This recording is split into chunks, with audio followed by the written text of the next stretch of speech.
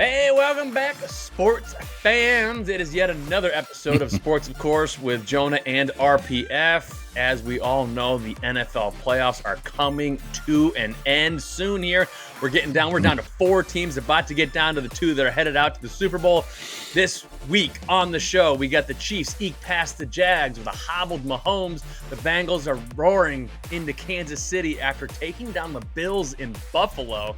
And the Brock lore continues as the 49ers edge Dak and the boys, as well as a little Australian check-in from our very own tennis aficionado, RPF. RPF, how the heck are you, man? Well, this time, we should have been talking about a Dolphins, Chiefs, and a Rams Cowboys championship. But hark, I was wrong. But now we are talking about, first of all, can we just pray the Eagles don't go further?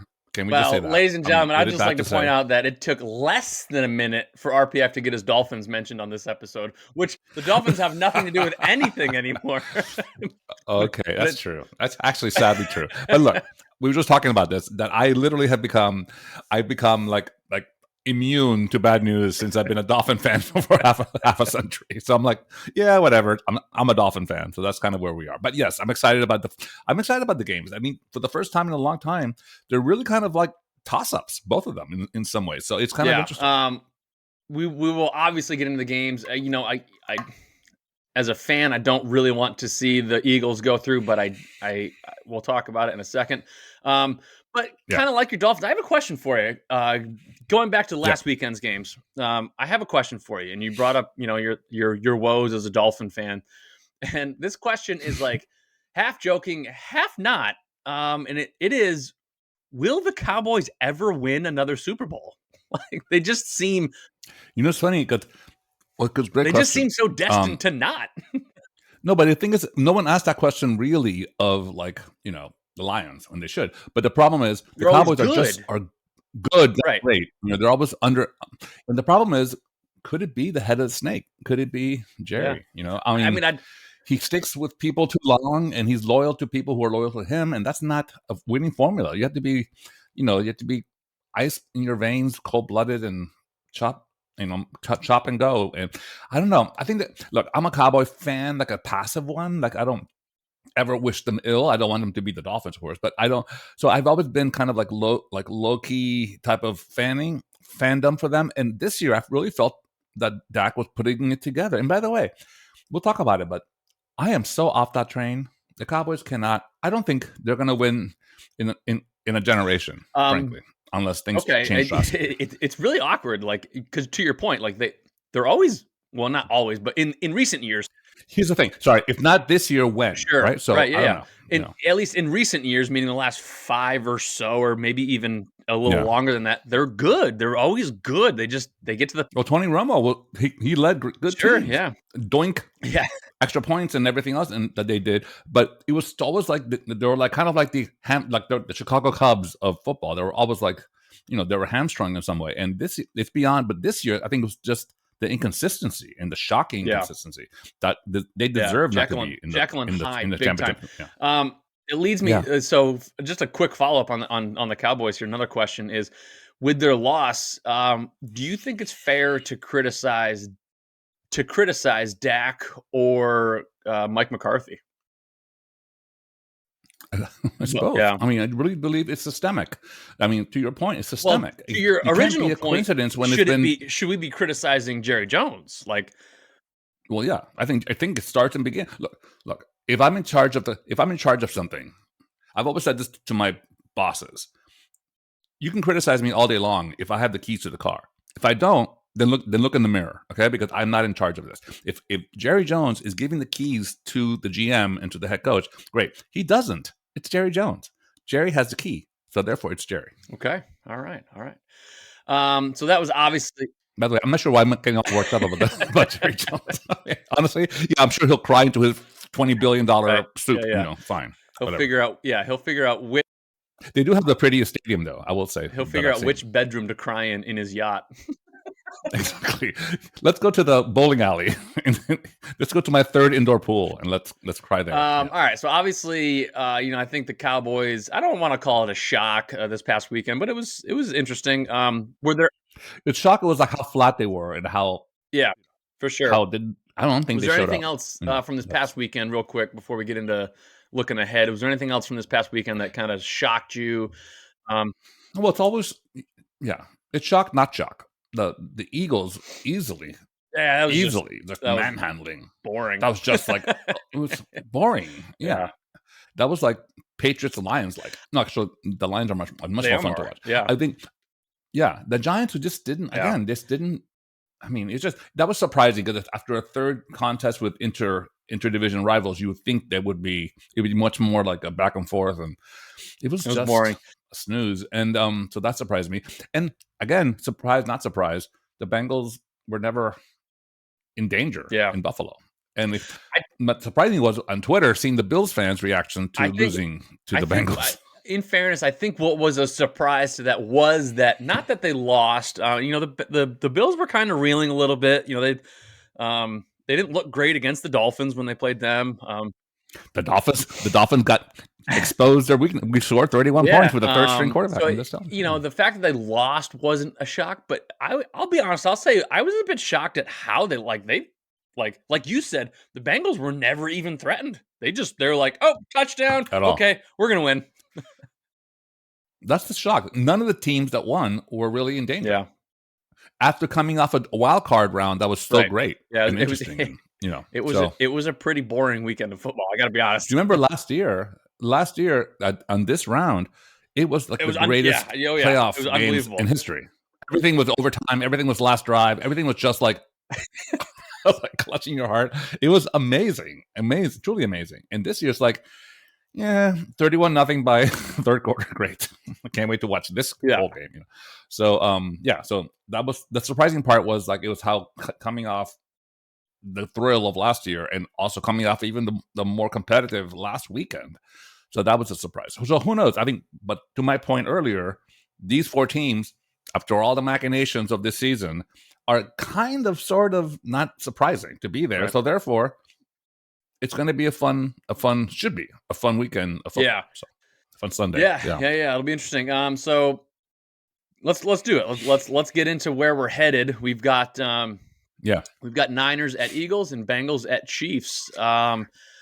Let's give me your breakdown a little bit. Let's take each game. Let's take each team, in fact, and let's go over a little keys to victory, if you will. Let's start with the. Who do you want to start with? RPF. The Chiefs. Okay. Let's do the Chiefs. Because the Chiefs, to me, are the least likely, which is shocking.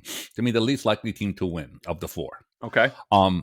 Which has never been said in half a decade. Because they've hosted 5 straight AFC Championship games at Kansas City. It's really becoming, it's almost like Iowa caucus, at this point. It's almost the first in the country. It's always Kansas City hosts the AFC Championship game, which is, I was actually hoping in a weird way for the Bills that we can go to Atlanta, a neutral site, to have that discussion, which would have been interesting to watch, actually, like people who cheer for the Falcons. What's your take on the Mahomes injury? It looked bad. Well, I don't know. I was, really I'm just saying, since I only play a doctor on TV, I will tell you that I stayed at Holiday Inn Express. I mean, it looked like a high ankle sprain, which I've had as a kid in tennis, and I'm not hopping around. He was. Listen, it takes longer than it takes a painkiller shot. It takes banded up, and if you hit anyone hits that leg again, you're out. So I don't know. First of all, I could not understand. Please make me understand this. How Chad Henne, a former Dolphin quarterback. In Michigan three mentions in the episode within 10 minutes. Wow, Dolphins. It's required by contract. I have a contract. I have a sponsor deal. I'm not telling you about. In fact, I'm wearing my Dolphins kind of color today. So, no, but I'm saying that Chad Henne literally took over when this injury happened on his goal line, and he literally led a 12-play drive to the end zone for a touchdown. So what's his reward? Oh, I'll bench him for my star quarterback who may be ruined forever if he's hurt again. What is that? I don't understand that logic. And Andy Reid, yes, he looks like a goat, is a goat. Great. I'm sorry. That is I mean, for someone like Tua, that I literally would love to be, I want the best player there. How do you jeopardize the future of your franchise when the quarterback who you're paying money to did exactly what he was hoped to do, and then your quarterback is hopping on one leg and dumping off the ball in 3-yard plays because he can't move around, which is his bread and butter? That to me was the most single act of irresponsibility from a head coach this year. My friends and I were watching, and our thought was, it's like the Chiefs had the lead, right? And it's like we were like, you have the lead, so basically all you have to do is run the ball, run the clock out, run the ball, run the clock out. By the way, it's 3 minutes before halftime. Wait till halftime. Assess. Like, our point was, you have the lead. Like, is Chad Henne, like, you're in the NFL? Is your backup quarterback that bad that you can't just use them, run the, do handoffs here and there, have a dump off screen pass when you need it, but just kill the clock and run this thing out? I mean, I was saying, like, there's a couple times Mahomes, he's literally on one leg. Like, he would snap it and like hobble back. No, but what more do they need to see? What's more difficult in a playoff divisional round to take the ball with your home team in your end zone and lead the drive? By the way, Chad Henne didn't just dump off. He literally passed the ball downfield. He literally worked as a quarterback. He did. Right. I'm saying, I don't know what else he could do. Before he even did that, isn't your backup quarterback good enough to at least maintain some sort of a lead? And then he did that. Not Teddy Bridgewater, but that's a whole different discussion. I mean, honestly, but in all honesty, I would argue that. Like, I would argue that he is, like, Teddy Bridgewater is good enough to just do that. You have the lead. Just hand off. Well, Teddy Bridgewater is being paid $10 million, which is, still can't think about that. Yeah. Bottom line, it was irresponsible, and it was irresponsible. It was shocking from Andy Reid, who should and does know better. In fact, I don't know if I don't think he would do it again, frankly. I mean, I like to think he wouldn't do that again, giving everything that he knows now, because it was not necessary. They were leading. What's the worst that could happen? Yeah. A pick six, and all of a sudden you're tied or something. Okay, take it to halftime and see how he feels. I mean, that's your not quarterback. That's your team. That's your future. That's everyone's payroll. Right there. Considering Mahomes' injury, I've got the Chiefs. I think a big key for the Chiefs as they go up against the Bengals is, well, I have one. We all know about Travis Kelce. Obviously he's his security blanket. I think he's going to get keyed on, right? Especially if Mahomes can't move, if he's not mobile, right? Right. You don't even have to worry about him running, Mahomes himself. And so then you can just key on Kelce. I think a big key here. Have you seen this fella Pacheco, Isiah Pacheco? Mm-hmm. This guy is grease lightning fast. He's amazing. Exciting to watch. He really is. He's exciting. He's fun to watch. Exactly. I think of a defensive McCaffrey, where he's kind of like just magnetic. Like you can't keep your eyes off them. So that's very exciting. I think he's going to be a big key, handing the ball off to him, and even just dumping out to the sides there. I think he's going to. Well, I think so too, because I think that's the only thing he can do. Because in some ways, unless he's going to be in painkillers and doesn't know where he is, which is entirely possible. Question for you, but I think the Chiefs also, the other thing for the Chiefs is that they have to.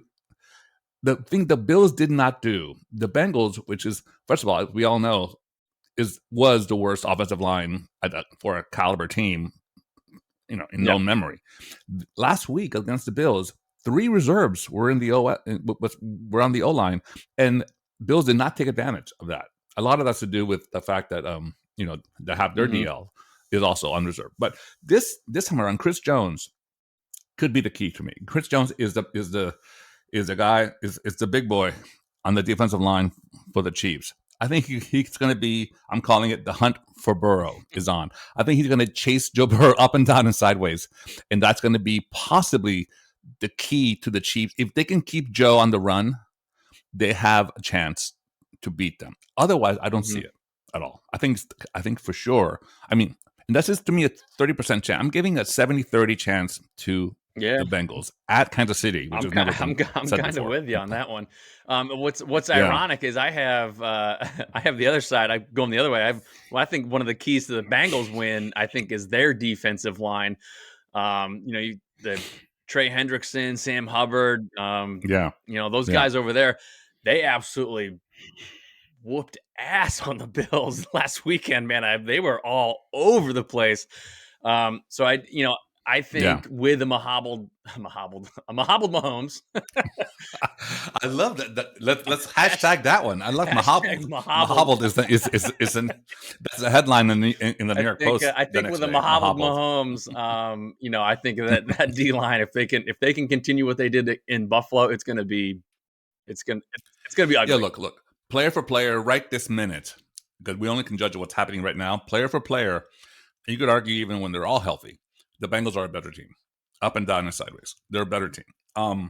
It's not Mahomes and Burrow. It's Mahomes. Oh yeah. All right. So and it's almost like. Did you know Mahomes is 0-3 against Burrow? I know, and that's one of my points here. And then also he's hurt.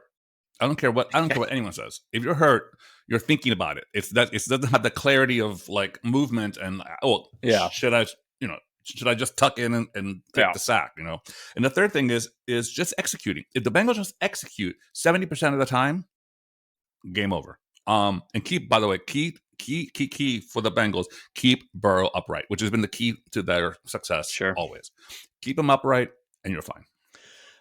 Yeah, sure. Okay, all right. So I think we're both kind of in agreement there. I think you're right. I think I had the Bengals. Let's pick the score. I think I had the Bengals edging this one out with a healthy Mahomes, and now with a banged up Mahomes, with a Mahobbled Mahomes. Yeah, Mahobbled Mahomes. I think it goes to the Bengals big time. I'm gonna go 31-21 Bengals.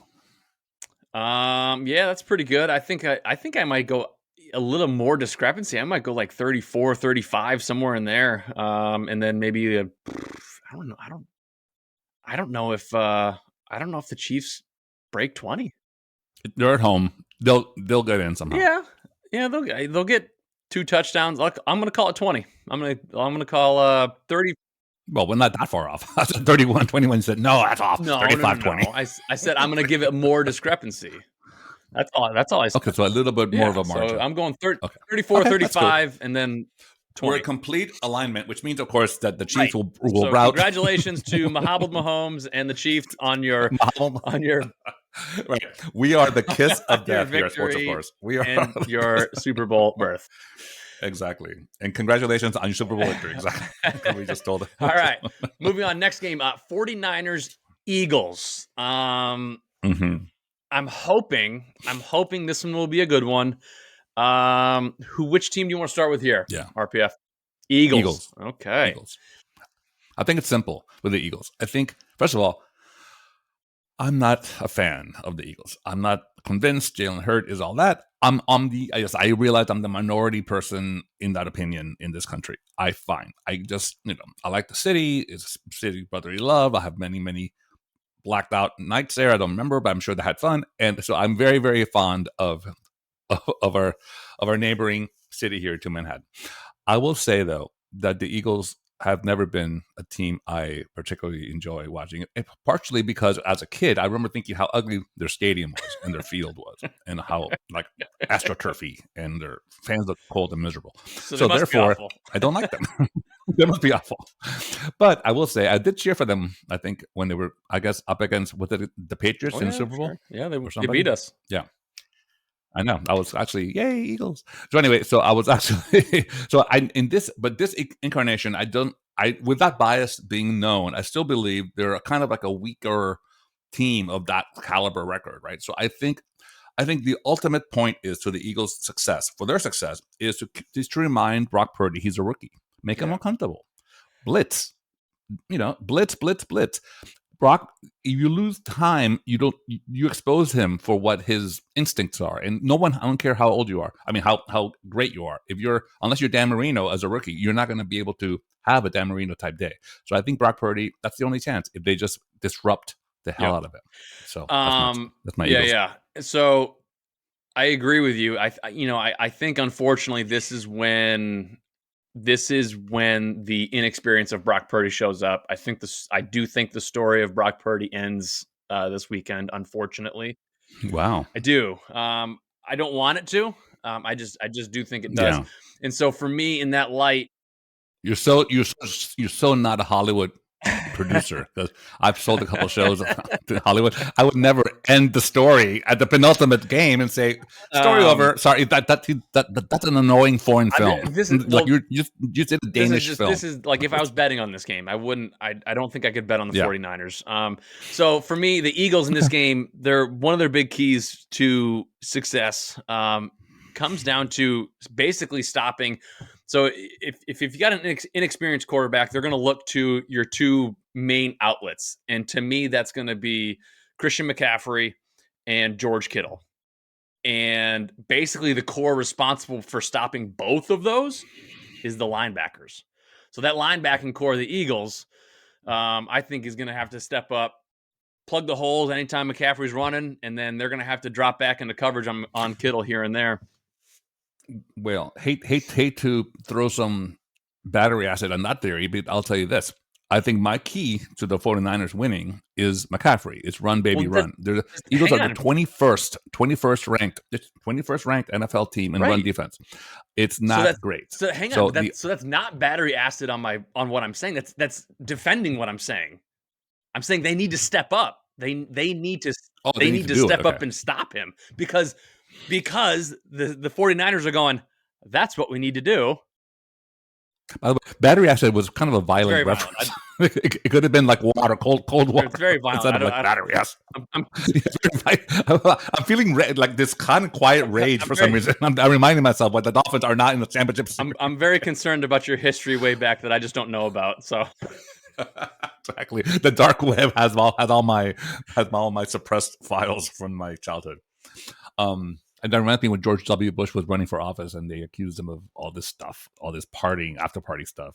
And he said, "Oh, that was part of my youthful indiscretions." And the reporter's like, you were 41. He said, "Well, that was youthful indiscretion." It's very funny. Anyway, yes, sorry about the battery acid reference. That's kind of like hostile. But anyway, you perfect segue. You were diving into the 49ers keys. So go ahead and continue with that. Yeah. No, I think that's it. I think McCaffrey runs, and I think he runs for 150 yards.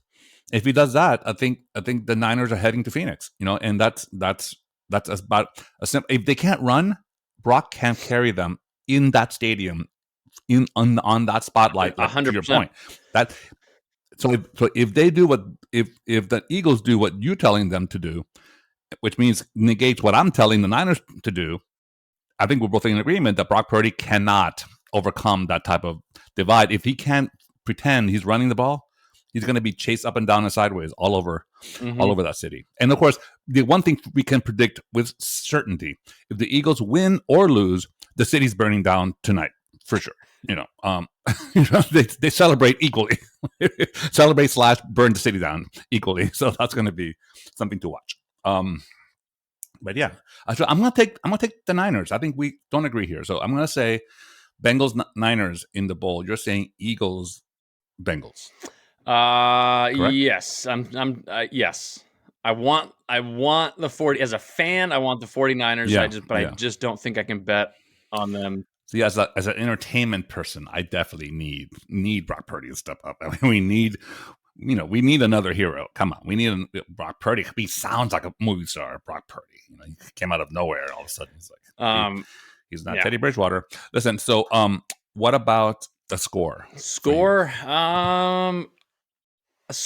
I got this one. I got this one low. I think. I got this one. I think maybe both teams under 20. Is that? I have 2017. Yeah, Niners. maybe if anyone's over 20, it's like 21. Yeah, I think I'm gonna go Eagles. I'm gonna go Eagles 21, 49ers. What did you say? 17? That means I can't do that. No, I said 20. I said 2017. Ready for this one? I'm gonna go 21-20. Wow. See, we were by the way, both our totals in the games were separated by 5 points, so we're way off in each other's. We're kind of becoming like dog owners that look like their dogs. We're becoming very similar in our approach to. I'm tempted to go 13, although 21-13. I one touchdown. I don't know. I just don't know. I don't know if Brock Purdy is going to be pulling out touchdowns. That's all. And what can we predict about Tony Romo's analysis during the game? Can we say anything? I mean, he's going to jump out of his chair and say, I think he's fantastic. I think he's fantastic too. I mean, just he's television. He's fun to watch. I mean, I would love to see him and Peyton Manning with with a Frank Gifford, not Frank Gifford. Oh my God, Al Michaels, Frank Gifford. May he rest in peace. With Al Michaels kind of in the middle, kind of just having this to me, that's fabulous reporting right there and announcing. Okay, so that's football. There you go. That's football. That is all we need to know. Okay, great. RPF. I've actually I'm not being facetious here. I've actually been waiting for this. Will you please fill me in on the Australian Open and what's happening over there? Because it's like you've become like my go-to source for all my tennis updates. And I was like this morning, I was like, you know what? Before we jump on the air, I should flip on ESPN and see get the updates, right? And then I was like, no, I don't need to. I don't need to because my man RPF I'm right here. is gonna do it for me. So go ahead. Are we still? How's the U.S. doing? Are we still? We lost our last hope just hours ago. They've been Australian Open for quickly is like the first Grand Slam of the four this, in any calendar year. And it's always like the hottest time of the year in Australia. So it's 100 degrees usually. This year in America, where ESPN has decided to kind of promote ESPN Plus, their streaming service. So for the first time ever, they're not showcasing the overnight matches at a Grand Slam, which has never been done since I've been watching.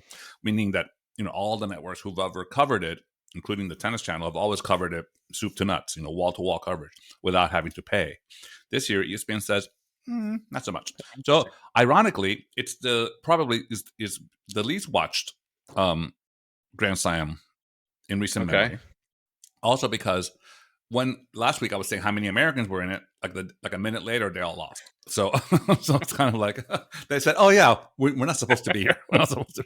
In fact, there may be wanting to go back to the States to watch the championship games, live. So this year, the two running themes are, in the men's side, it's predictably when Carlos Alcaraz, the phenom number one player from Spain, and his compatriot Rafa Nadal, arguably the GOAT of tennis, they both, for different reasons, were hurt, and Rafa he lost in the second round, even though he couldn't even move around, and Carlos didn't make it to Australia because of his injury, and they're both on the mend. Thankfully, Djokovic, this is what Rafa does in the French Open at Roland Garros. He's won 14 times. This is Djokovic's terrain, and then what Roger does at Wimbledon, he wins multiple. So Djokovic is going for his 10th Grand Slam, 10th Australian Open championship, which is double digits. That is double digits, correct? Unprecedented until Rafa did it in France. So anyway, so Djokovic is once again, predictably, on the other side of the draw, the easier side of the draw. Everyone dropped out. So he's like playing like these 200 ranked people. So anyway, so he played in the semifinals just hours ago against the last American, Aaron Paul, who was ranked in the low 50s and kind of just blew the whole thing away. And now he's going to be ranked in the top 20. But anyway, the point is he lost in straight sets. 6-1, 6-2 in the last two sets. It's just predictable Djokovic. And meanwhile, the little side controversy with Djokovic, he literally, since I've been watching him, he literally. Your turn. I don't know her. I'm quoting, of course, the great Mariah Carey when she's discussing Jennifer Lopez. She goes, "I don't know her. She's such a bitch." Anyway, the point is that Djokovic, since I've been watching him, he literally does this thing that is kind of his shtick. I won't say pretends. He feigns an injury or a discomfort or something. When he first started playing, he was like, he couldn't breathe. He was always like wheezing. And all of a sudden, it's like, oh my God, he's going to retire from that match. And then he says in a changeover, and he's like inhaler and all this stuff. And he's like being rubbed down and massaged and the whole team of people. And all of a sudden, a minute later, he's like winning 6-3, 6-2. Oh man, so annoying. And Rafa's the opposite. He guts it out and just tries to hide the injury. He always gives credit to his opponent, saying, no, it's nothing to do with that. I was outplayed today. Anyway, and Roger never got hurt, so that was never a factor. But Djokovic does this, and it's so hard to say because you can't say he's faking it exactly because there is discomfort in bumps and bruises. It's a brutal sport, but he literally plays it up, and he's always this tournament. Every match, he's like injury timeout, and there's like rubbing and massaging and potions and Bible studies, and people are praying on their knees, and all of a sudden he gets out and he wins 6-1, 6-2. It's so what's the word? Fucking annoying. Anyway, so suck it up. Get a vaccine, eat a cookie, and shut up. Okay, that's Djokovic. So he's gonna win.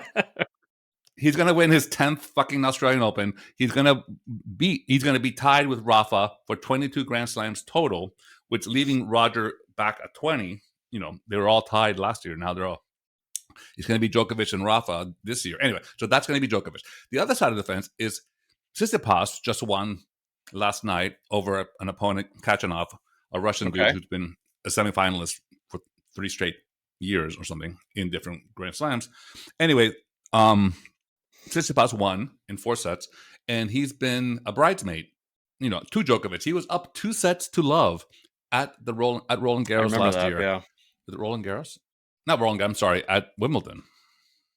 I forgot what. No, 2 years ago. Yeah. Anyway, the last time they played in the final, Tsitsipas was up. It was Roland Garros. It was 2 sets up 2 years ago, and he lost. And remember, and Djokovic was like again wheezing and doubled over and in horrible pain, and somehow he had an appendicitis between games, and all of a sudden he was completely fine. Anyway, so it's a miracle. Anyway, so he is so that's going to be a rematch. Tsitsipas, don't sleep on Tsitsipas. I think so. Are we down to the finals or finals? Tsitsipas, Djokovic now in the finals. That's going to be. I'm going to watch it. Because I've been kind of like half watching because I'm like annoyed by everyone involved. It's like when your team's not playing, you're like, I really want to watch people I don't care about. But you do, and if you love the sport, it's really amazing. Anyway, Tsitsipas, I'm going to call it in 5 for Tsitsipas. And that's going to be the biggest talking upset. More of a heart pick than a mind pick. Would it surprise me if he loses in straight sets? No. If Tsitsipas loses? No. But I think something about this, he is literally just had enough of being like second fiddle, second row, not considered him, So I think he's going to break through. So, and then which will be amazing, keeping Rafa a nose in front of Djokovic for the Grand Slam total. And then we move to the women. Okay. Sorry. The women, sorry, I fell asleep for a second. The women is, I know you're riveted. The final is between Aryna Sabalenka and Elena Rybakina. Okay. I bet you didn't have that on your bingo card. I would give you $100 right now if you can spell Aryna Sabalenka and Elena Rybakina. Okay. I won't try. Don't do it now. Don't try. It's embarrassing. It's we're not getting vouchers for our private schools. All right. So Sabalenka is like this big hitting type of power player, and she's a head case. She literally would be winning like 6-0, 5-0 and lose a match because she all of a sudden had the double. She goes through the yips and double faults. Like she would she'd had 90 double faults like in 3 matches. It's insanity, and she still wins because she's so good. So she's been like the best player who's never won a Grand Slam. This year, she has a life coach and a healer and a meditation person and someone who's and a shaman following her around, whatever it is. She's like kind of taking it easier. She hasn't broken a racket, and she hasn't screamed at everyone herself. She's not going on crazy people. She's actually blowing the field away. All right, so she's in the final. She's playing against Elena Rybakina. I had to keep looking down at her name because she's known for being the most obscure Wimbledon champion ever. Okay. She won Wimbledon last year, and at gunpoint, tennis fans cannot identify who won the Wimbledon championship last year for the women. And she's now back in the final in Australia, so she's a player. And she's going to be like, listen, it means she's ranked like in the 20s, and she's the Grand Slam champion the year before. That's almost impossible to do. So anyway, the point is, if Rybakina wins, then she's going to be entering an era of people will remember her name. Two-time Grand Slam champion is hard to forget. And then you have Sabalenka, that could open the floodgates if she wins and gets over her head case stuff. She can dominate this whole year and just like Steffi Graf would do or something, like completely dominate. So I'm really interested to see. Not really. I'm somewhat interested to see who wins this match because it's gonna dictate women's tennis. Hopefully, the Americans, Pegula and like we talked about, Coco Gauff next for the French Open, and they'll be able to. That's more of their surfaces that they like. I think they'll be more competitive. Anyway, bottom line, I'm calling it for Sabalenka and Tsitsipas. Okay, and that's your Australian Open report from down under. Excellent, excellently done. Yay! So I would like to see your bingo card for women's tennis Australian Open final. Sabalenka and Rybakina. No, okay. So good. So when are our finals? When can we tune in? Now we're recording this on Friday. So tonight / tomorrow morning at 3 a.m. we have the women, and then Saturday night / Sunday morning we have them. Cool. So and those are televised. So I'm going to be able to not get some sleep and then take a nap and watch the football all day Sunday. If Tsitsipas wins, it'll be perfect. It'll be like timing will be like right into the pregame shows of the football, and I'll be forced to be awake for 24 hours. Excellent. All right. Well, see what I do for the love of sports, of course. That's right. By the way, our motto is, and they said that we would last, but little did they know that podcasting is a free medium, and you can do it as long as you want. That's insulting us. Great. I mean, we've already bashed. Hey, you can tune in Aaron the show Rodgers. wherever you listen to your podcast, like Apple and Spotify. We bashed Djokovic enough. We bashed everyone. Now he's taking turns at us. Jesus. Okay. Next, our mothers are in play. Next week's episode: why Jonah's mom should have done a better job raising her child. Exclusively at Sports. You can tune in to our self-published show anytime you want, wherever you listen to your podcast, like Apple and Spotify. You can find us socially over on Instagram and Twitter. And of course, be sure to check us out on our dedicated YouTube channel. Just head over to any of those avenues, type in Sports, of course, with Jonah and RPF into the search bar and enjoy. RPF, my friend, it's been a fantastic episode as always. And looking forward to some great football, and also looking forward to the tennis there. Yeah, text me on Sunday between games so I don't take a nap, so I don't fall asleep between the games. We'll keep you up. All right, okay, man.